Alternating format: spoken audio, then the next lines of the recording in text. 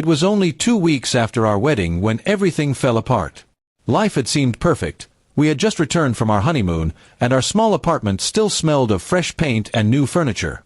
My wife, Amina, had started a new job, and I was proud of her. She was glowing with happiness, and I thought nothing could disturb our peace. But one night changed everything. That evening, Amina had gone to a work party arranged by her office. She told me it was just a small gathering to welcome her to the company. I didn't think twice about it and told her to enjoy herself. Around midnight, I texted her, but she didn't reply. I stayed awake for hours, worrying slightly but convincing myself she was just busy or had poor signal. The next morning, she came home looking pale and shaken. Her eyes were red, and her hands trembled as she tried to explain something, but her words didn't make sense. "Something terrible happened," she whispered. My heart sank. Then she said the unthinkable. She had woken up in another man's hotel room. My world went silent. I felt the ground slip beneath me. I didn't wait for more explanation. Anger took over me. I shouted, broke a glass on the table, and told her to get out of my sight. She cried, saying she didn't remember anything, that it was a mistake, that she was drugged or confused. But I couldn't hear her. The image in my head was enough to destroy everything I believed about us. For the next few days, I didn't speak to her. I stayed with my brother, avoiding her calls and messages.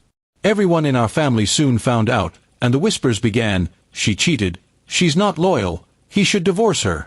My heart was filled with anger and humiliation.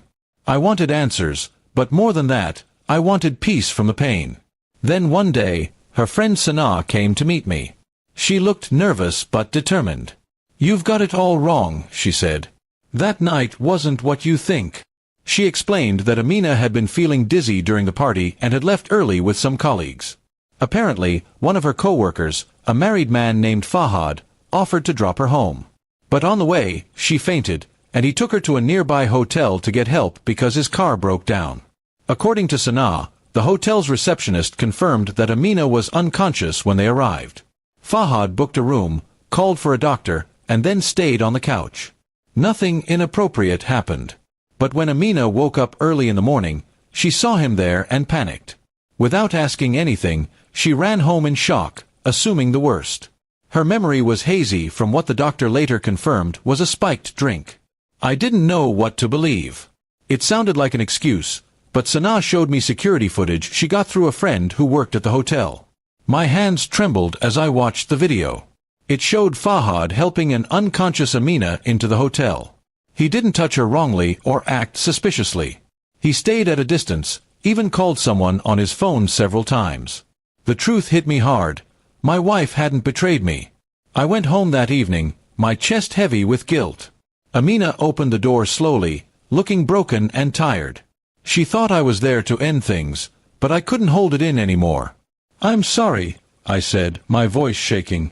She froze, tears forming in her eyes. I told her everything I had learned. She cried quietly, saying she had wished I'd just believed her. I didn't have an answer for that. We sat in silence for a long time. The damage was deep, but so was the love. Slowly, I reached for her hand, and for the first time in days, she didn't pull away. She leaned against me, trembling, and whispered, "I thought I lost you forever." I told her that trust takes time, but we would rebuild it, together. The following week, we met Fahad and his wife. He apologized sincerely for not contacting me earlier, explaining that he didn't want to make things worse or bring more attention to the incident. His wife confirmed everything. It was awkward and painful, but necessary. When we left, Amina seemed lighter, like a heavy weight had lifted from her heart. With time, the gossip faded, and people moved on. But I learned something important.